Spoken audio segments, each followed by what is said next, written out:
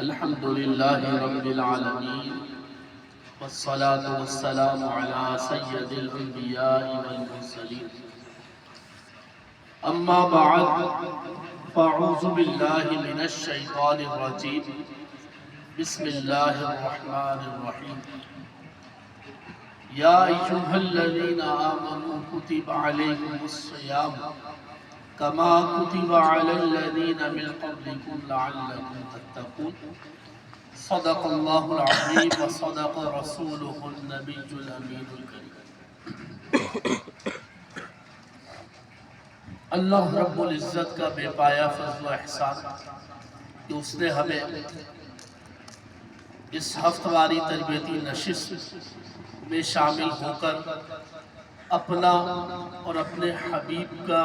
ذکر خیر کرنے کی توفیق عطا فرمائی۔ رب العزت کی بارگاہ میں دعا ہے کہ وہ اپنے اور اپنے حبیب کے ذکر خیر کی برکت سے ہماری زندگیوں میں بھی خیر اور برکتیں عطا فرمائے۔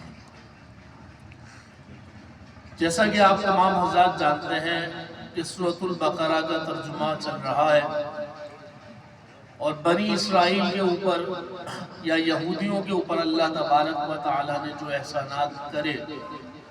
اور جو کام ان کو دیے گئے اور انہوں نے اس کا رد کیا تو اس کا ذکر چل رہا ہے۔ حضرات محترم، ہم سے یہ کلام کیوں کیا جا رہا ہے؟ کیونکہ ہم تو بنی اسرائیل نہیں ہیں یا یہودی نہیں ہیں، ہم تو بنی اسماعیل ہیں یا امت محمدی صلی اللہ علیہ وسلم۔ ہم سے کلام کرنے کا رب العزت کا مقصد یہ ہے کہ پہلے ان پہ انعامات کیے گئے تھے جس سے انہوں نے روح گردانی کری، تو اس کے نتیجے میں ان کا منصب ان سے چھین لیا گیا اور وہ چھین کر امت محمدی کو عطا کر دیا گیا۔ اور اگر خدا نہ خواستہ یہ امت اس ذمہ داری کو ادا کرنے میں ناکام ہوتی ہے جو رب العزت نے خاتم النبیین کے ذریعے سے ہم تک پہنچائی ہے، تو اللہ تعالیٰ اس چیز پر قادر ہے کہ وَإِن تَتَوَلَّوْا يَسْتَبْدِلْ قَوْمًا غَيْرَكُمْ، کہ وہ ہمیں بدل کر دوسری قوم کو لے آئے گا اور اس کو ذمہ داری دے دے گا، جیسے یہودیوں سے لے کر وہ ذمہ داری ہمیں دے دی گئی۔ اللہ کو کوئی نہیں روک سکتا، اللہ ہر چیز کرنے پر قادر ہے اور وہ اپنے پلان کے تحت، اپنی منشا کے تحت، اپنی مرضی کے تحت ہر چیز چلاتا ہے۔ یہ کائنات اس نے تخلیق فرمائی اور اس کا اختتام بھی اس کی مرضی کے تحت ہی عمل میں آئے۔ بنی اسرائیل جیسا کہ آپ جانتے ہیں کہ اللہ تبارک و تعالیٰ کی بہت لاڈلی اور محبوب قوم تھی، ہے نہیں تھی۔ اللہ نے اس پر بے پناہ احسانات فرمائے، لیکن کفران نعمت و احسان کے بدلے میں اللہ نے ان سے یہ منصب چھین لیا۔ اب یہ منصب ان کے پاس نہیں ہے۔ اس کا ترجمہ ہم قرآن پاک میں کئی دفعہ سماعت فرما چکے کہ اللہ نے ان پہ کیا کیا احسانات کرے، انہوں نے اس کا کس کس طرح رد کیا، مگر وہ ابھی تک اسی زوم میں مبتلا ہے کہ ہم اللہ کی وہی لاڈلی قوم ہے جس پہ اللہ نے احسان فرمایا تھا، اور ہم تو سیدھے جنت میں جائیں گے۔ جیسے ترجمہ آپ نے سنا، بس جتنے عرصے گائے کی پوجا ہم نے کری، تو اس طرح کی فضولیات میں مبتلا ہے، ان کے دماغ میں یہ چیزیں ہیں۔ اچھا، ہماری امت میں بھی کچھ چیزیں ایسی رائج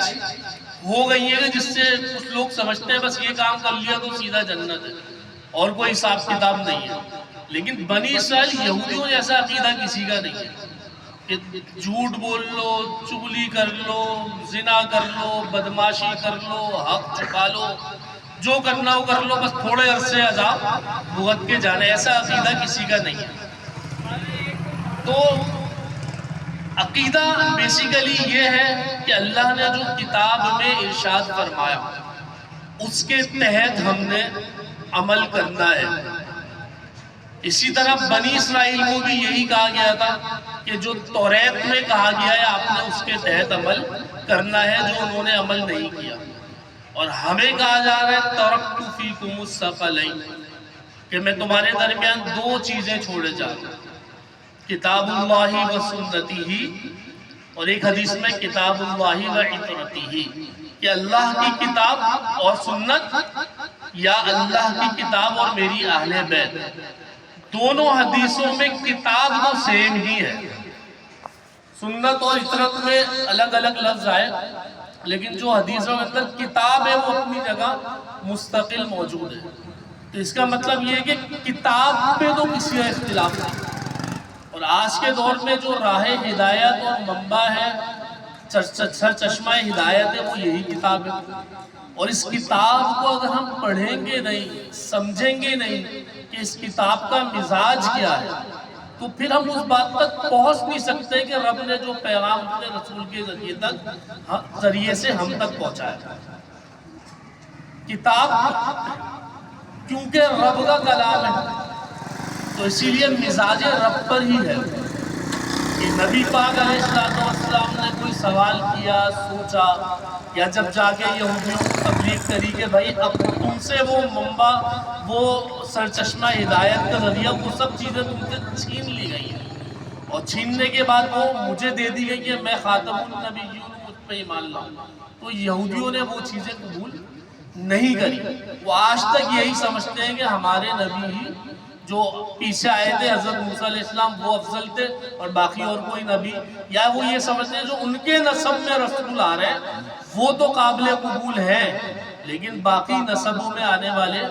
رسولوں کا وہ اعتبار نہیں کرتے، اس لیے ہمارے نبی کو نعوذ باللہ قبول نہیں کرتے۔